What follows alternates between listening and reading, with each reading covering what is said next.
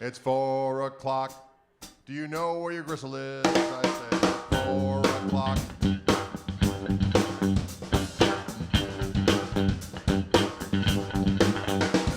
It's 4 o'clock.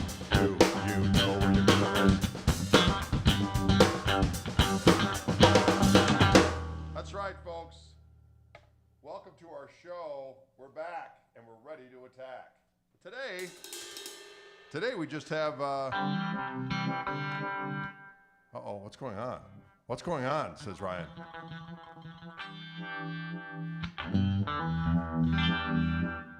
Ryan, what's going down?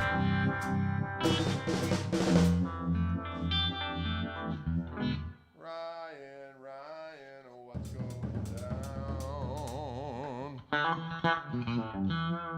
Are we live? Are we on? There we are. Dave says, happy Monday. It is Gristletime. It's Gristletime in the city.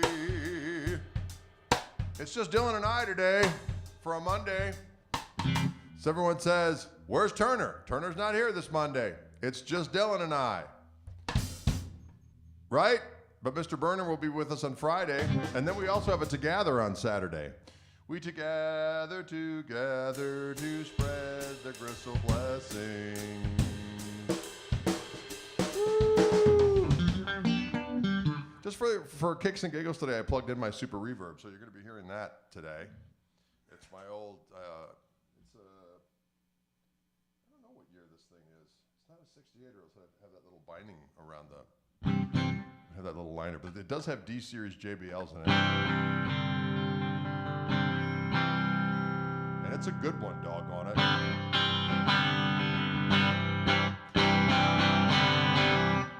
like the sound of that kind of activity.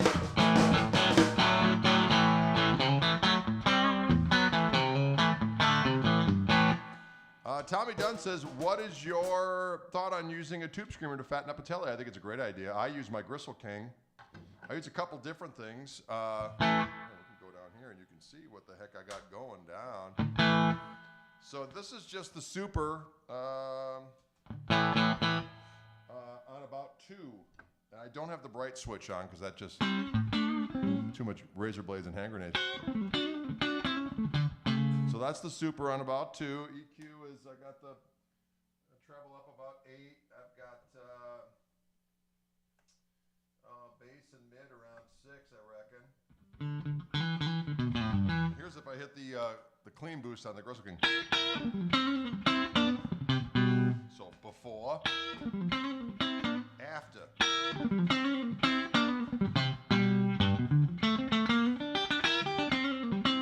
then.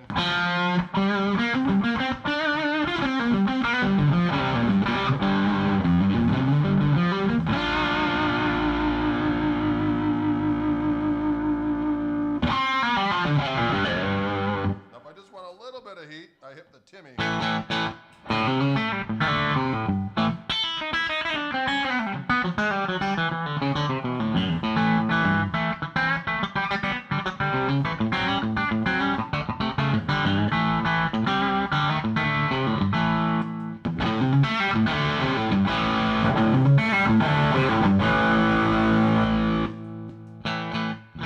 back to just the amp.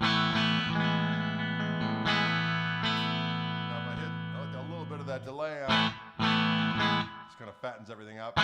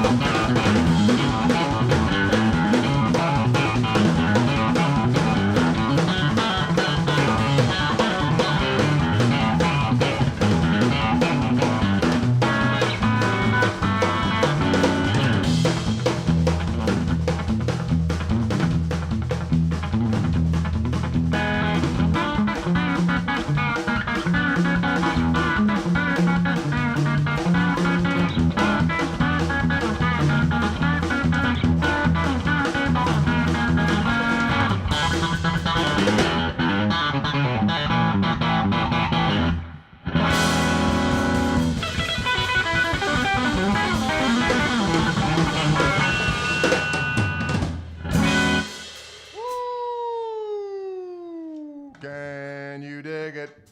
Oh, can you dig it? I said, can you? I plugged in the super reverb for the heck today. For the heck of it. Super reverb is what I did now.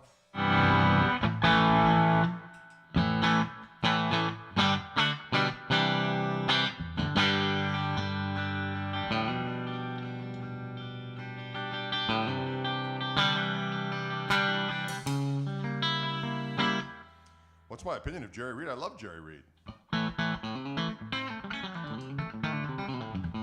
What's not to love?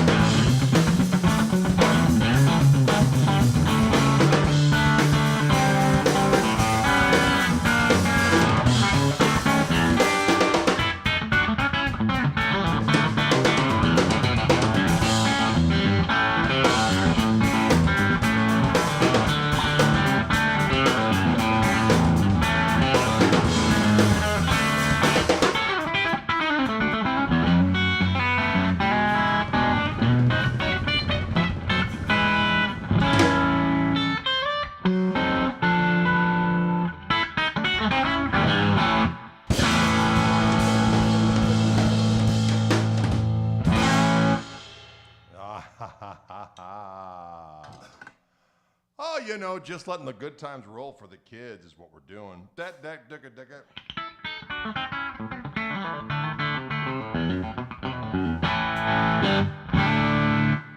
I'm going through the super reverb today for the hell of it, and I got my pedal board hooked up. I just thought it'd be fun to go through my old super. I've got D-series JBLs in that rascal. Got it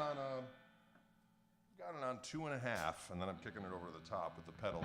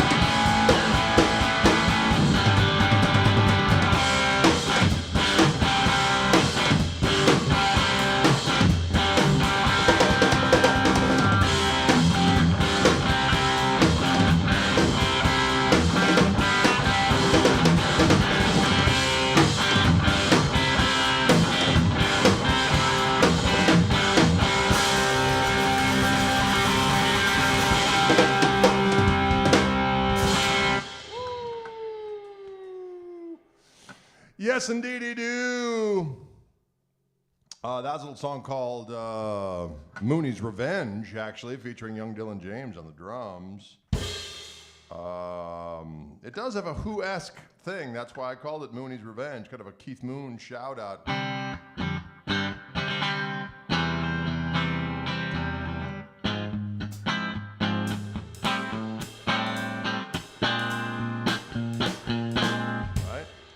Girthsome and delicious. People are asking about the amp I'm using. I'm using this Super Reverb today. This is my old Super. Actually, I haven't had this one. I've had so many supers over the years. This one I've probably had for about 10 years. And it is, I think it's like a 69 or a 70. I don't know. But it's got 4 D-Series JBL, so it weighs a ton. But, man, it sounds good. And I still had my amps in the car today. I had the blue amp is still in Dylan's car. I got to bring it in. So I'm not using my regular Koch amp today.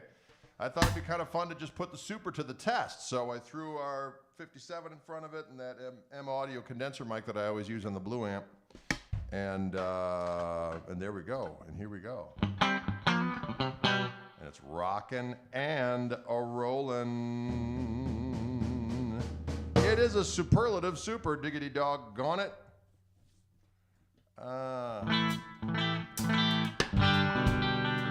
Shane says, how do you do that harmonic behind the nut thing? Oh, you mean that one? I literally pluck the G string behind the nut, and then I bend it afterwards.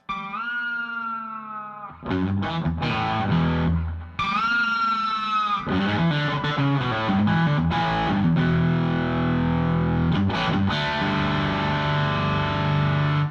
off to the races we go. Can you do it? Let's do a little bit of the grip thing.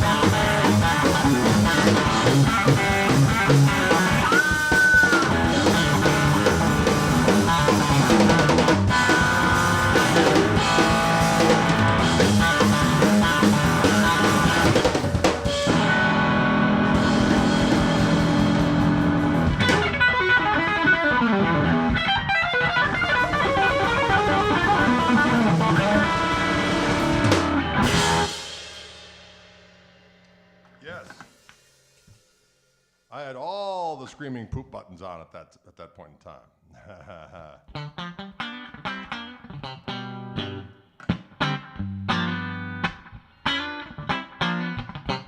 Someone asked about my Leslie effect. I'm using this little rascal. Hang on.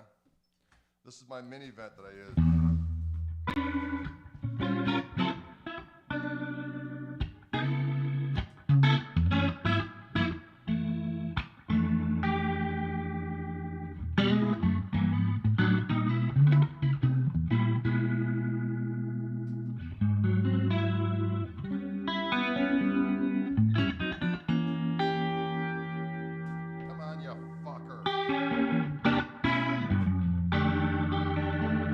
I've been having a hard time with my shoes. I hit the buttons and they don't button. And then I say swears.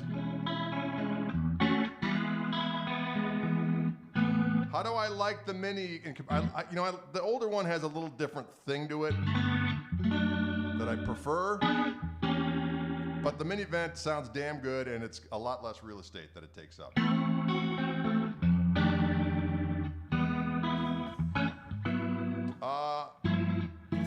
Andre says, love your tunes, man. Been covering a few with my trio. Just added Orange Church. Excellent. But I mind doing a quick rundown of Succulent. We certainly can do that for you. My tune Succulent goes something like this here. I do a...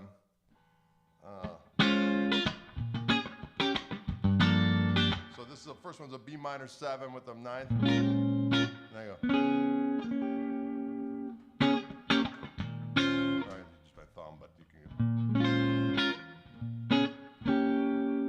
G, same thing. E minor. C. And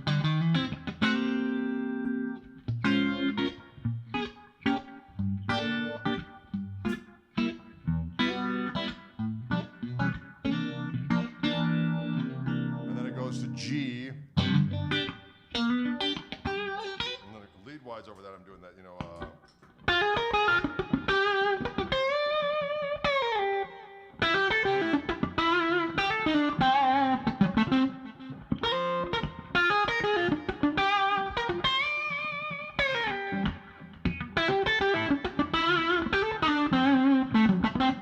G. Then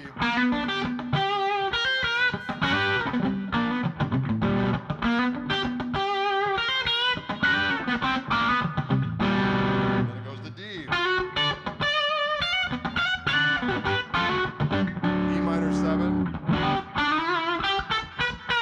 to F. F9.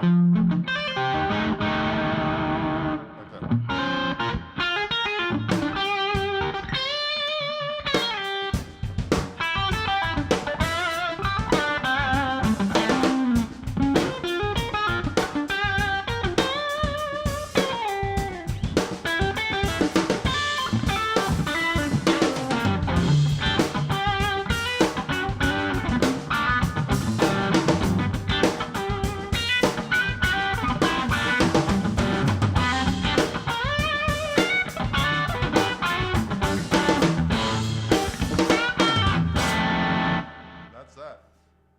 That's how Succulent goes. That is a tune called Succulent. And then, of course, the chords to Orange Church are...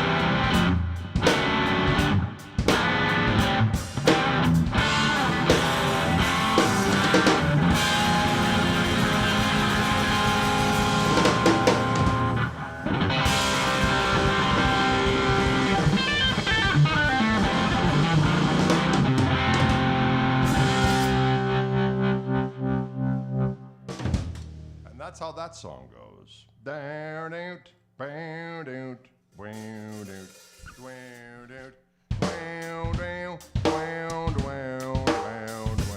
down, down. Kind of churchy. Kind of churchy. Variations on a theme. That's exactly correct. You know, if you listen to those old Pink Floyd records, they have the same theme throughout many times. You know, Dark Side of the Moon, they keep on. I have a couple different themes that go back to it that, like in Luna Girl.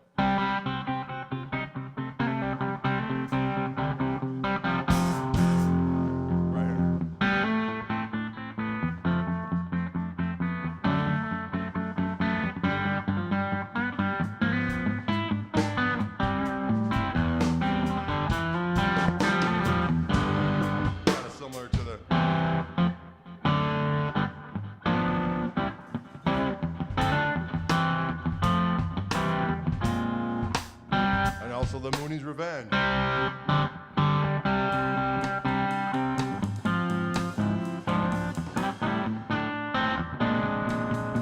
Variations on a theme, but they're all a little different. Taking it through the streets. Can't remember how it goes, but something like that. Taking it through the streets. No more need for running. What's up from Boston, says Rich Moran. You know what? We're doing all right here behind the Cheds. But for the cheddar curtain.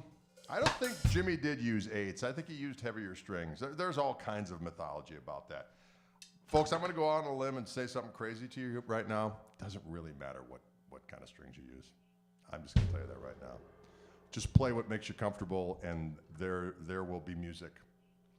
And if you want to use heavy strings and tune it down, that's your thing, cool. If you want to use light strings and you're able to do it that way, cool. But there's really no right or wrong way. It's kind of like a wiener measuring contest. What's the point? And put that thing away. You know what I'm saying? Don't want to know about it. Not interested, okay? There you go.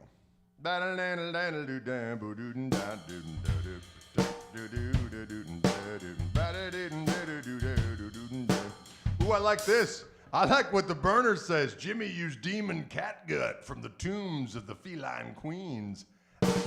That he did. That he did. That he did. Nico says, Greg, can you please explain how I comp during the Let's Get Sinister organ solo? I certainly can. I like these questions. These are good questions today. I like that. I'd be glad to show you these things. So Let's Get Sinister is a little shuffle. And it's a D7 sharp 9. And I keep that F where it's at up there on the B string there at the second fret. And I go up to that E flat 9, back to the D7 sharp 9, and I go down to this, which is like a C sharp sus with the 6th in the top 13, I guess. Actually, that would be that would be the 6th if it was if it was a G sharp. So it's kind of got a flat 5 in there. So yeah, it's like a sus chord with a flat 5 in it. Sorry, my brain was lapsed there for a minute.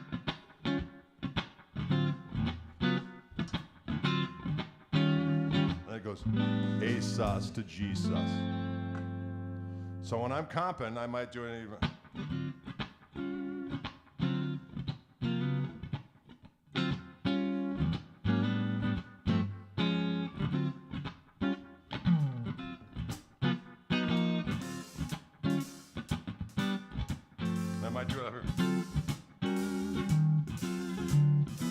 I'm just going D7 sharp 9 up to E flat 7 sharp 9, then back to half step, another half step down. And there I'm just going. I'm going A minor 11 to G minor 11. Do that little hammer on.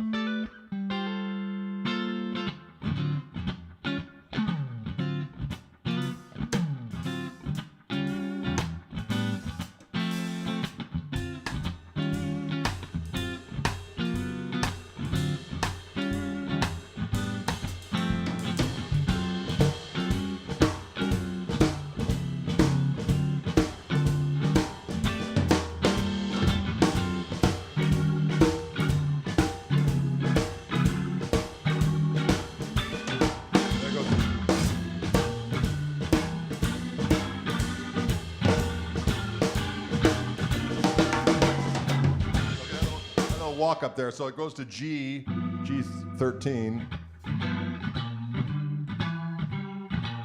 And then G minor 7. I do this little walk up. G minor 7. A minor 7 with a raised fifth. No,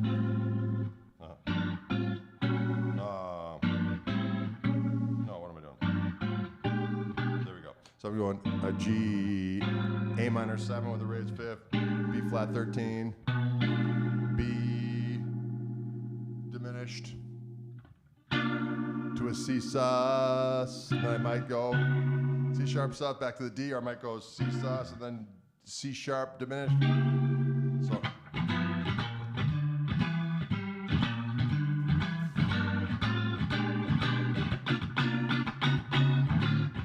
Or I might go.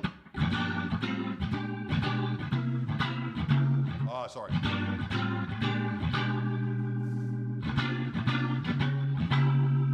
There you go, that's the diminished.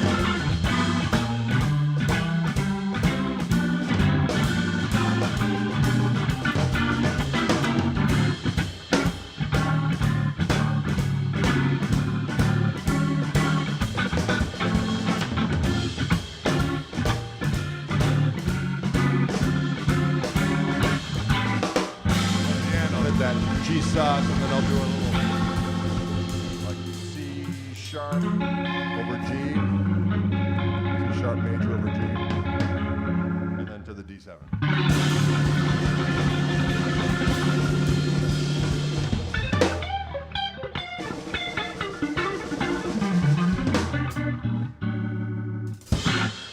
That's right. Can you dig it?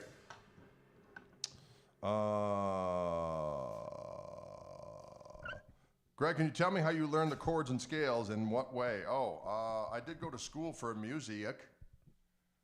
I went to the University of Wisconsin, Stevens Point. A guitar instructor up there by the name of Mike Irish. And we worked a lot out of a book by Dennis Sandoli called Guitar Lore. And just worked on various different things. Then I just accumulated more stuff over the years. It was good to learn all my seventh chords and all the different string sets, your major sevenths, your minor sevenths, your dominant sevenths, your minor 7 flat 5s, and then learn that on all the different string sets. And then I learned, harmonize modes with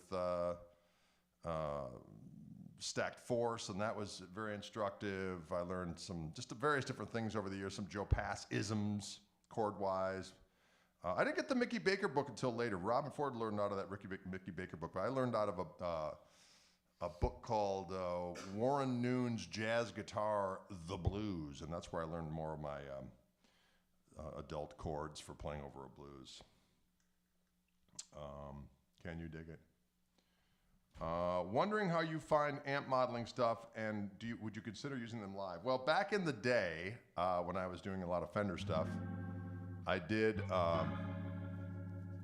introduce their Cyber Twin amplifier, which I had a lot of fun with, I have to tell you, because the Leslie thing on there, the Vibratone, and their slapback tape echo stuff on there was a lot of fun. It was also fun to be able to do stuff like, it had a tube preamp that they would also do. You could have these different tone stacks that were enabled via some digital skullduggery, and they had a power amp section that was able to kind of affect a sag of a power amp section of an amplifier. But what's cool about it is you could do stuff like take a 58 Bassman and then put a blackface era reverb on it, and then have like a Vibratone for your effect and a slapback, and be able to turn those things on and off, and also be able to control the speed of the Vibratone. So you could do all kinds of cool shit.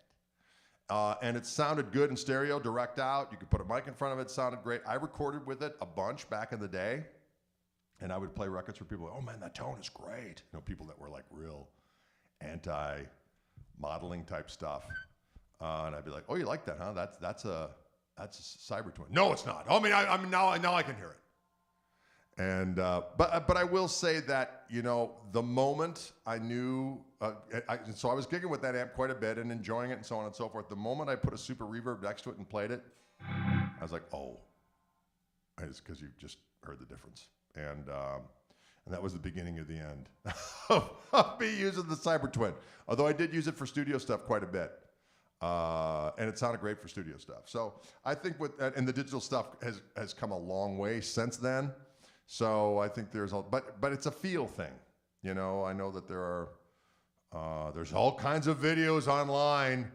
There's that one fella who does those very well done videos where he says, you know, you can't tell the difference between the tone woods and you can't hear the difference between the amps. And they're leaving out a bunch of different variables, including the feel. You can't feel through the internet when you're playing something, okay? There's a feel difference. And whereas you can get them to sound pretty doggone good and all that kind of stuff, but there's a feel factor that goes on that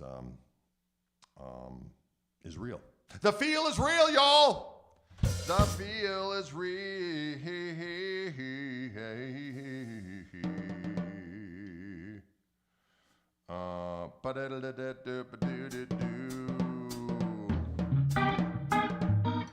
Did you hear Harley Benton brand from, no, I've never played a Harley Benton, to be honest with you. I've heard of those, but I've never played one.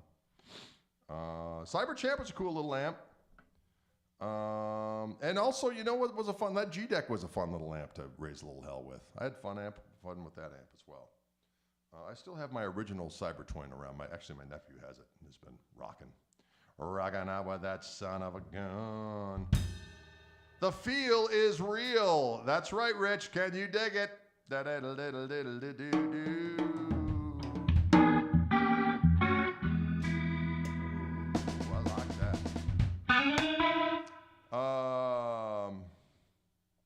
Can you dig it?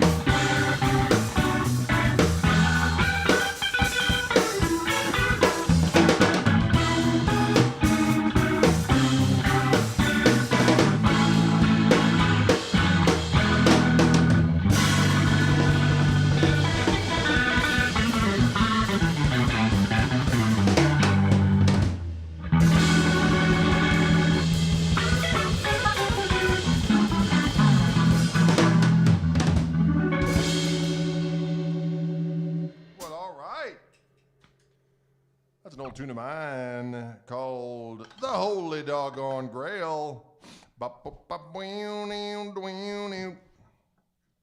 Can you dig it?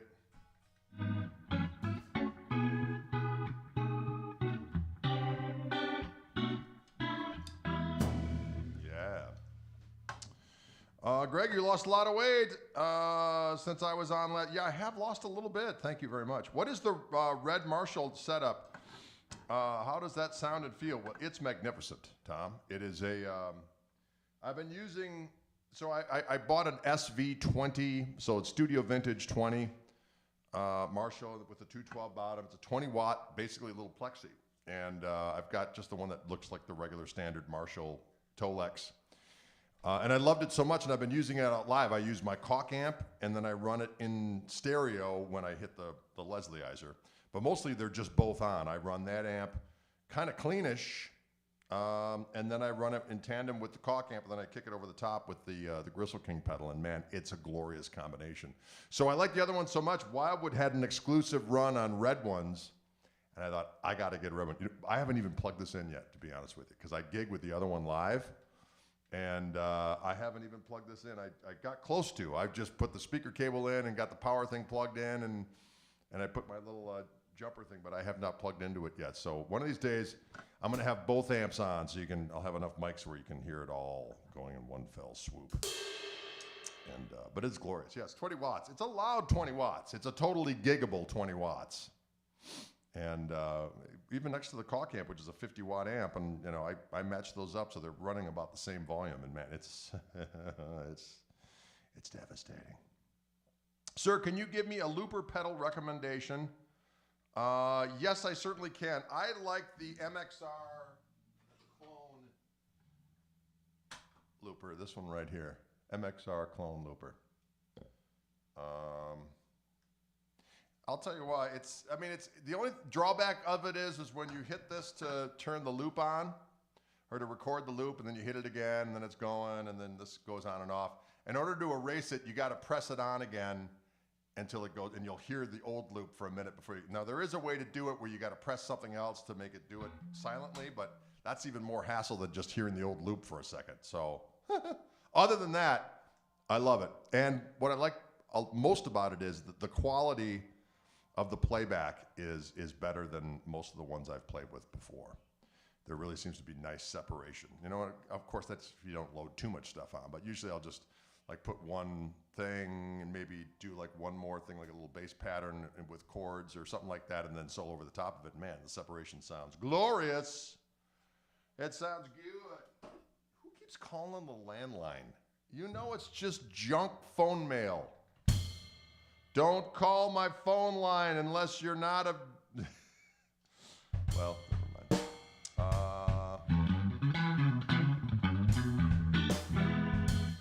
Can you dig it? Don't you know one time? Yeah. I like the Ditto as well. I've used the Ditto quite a bit, and that's a good one as well. So I do like the TC Electronics Ditto. I just find the quality of the repeats on the MXR just to be a little more satisfying. So that's why I switched to it. All right.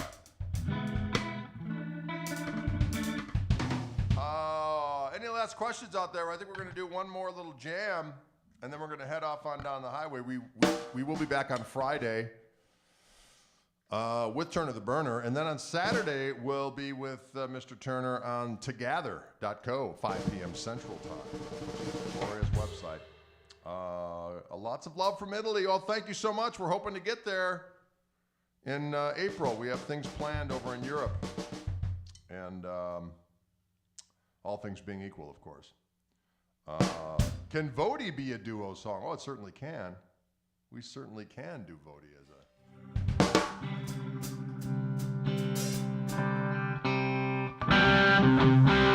Oh, listen to that filthy, filthy sound.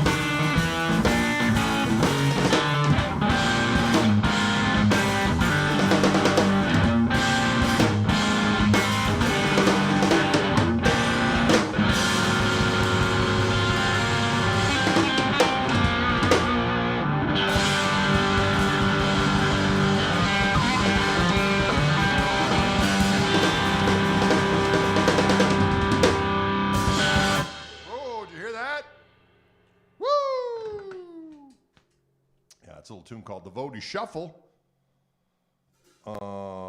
It's dirty. It's a dirty selection for the kids.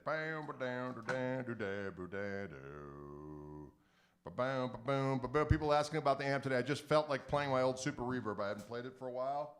I wanted to hear how it sounded here in Orange Room, and doggone it, it sounds great. I'm kicking it over the top of my, pedals of doom. I got my Gristle King, which I used on that last selection for clean boost and overdrive. Occasionally I'll hit that Timmy to get a little, I use that in tandem.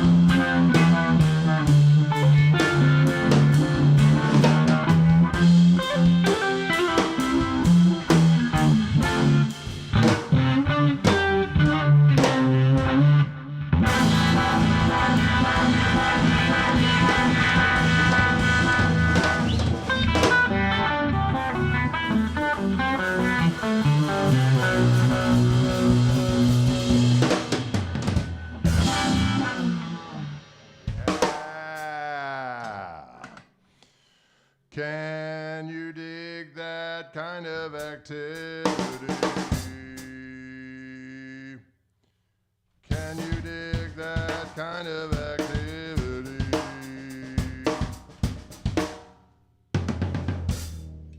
Super Reverb is a powerful device. Folks, thanks so much for tuning in today. We'll be back with Turn of the Burner on Friday, and on Saturday we will return to together.co at 5 p.m. Central. Mr. Turner will be with us as well, and we will engage in spirited song at that particular point in time. Of course, Fishman, thank you so much for sponsoring these broadcasts. I do have, of course, Fishman, my signature Fishman Gristletone pickups in this guitar, which is also a signature instrument from our buddies at Reverend Guitars. This is my Gristle Master in the color we call Blucifer. And I've had this guitar for a long time. Of the ones I've had this one the longest, and it's got the most miles on it, I reckon. And yes, Rich, the feel is real. Thank you, Wayne. We'll see you on Saturday.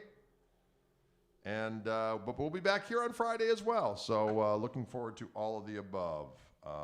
We had a little snow today behind the cheddar curtain. None of it stuck, but by God, we had a pretty good little flurry there for a hot minute, and that was troubling to say the very least.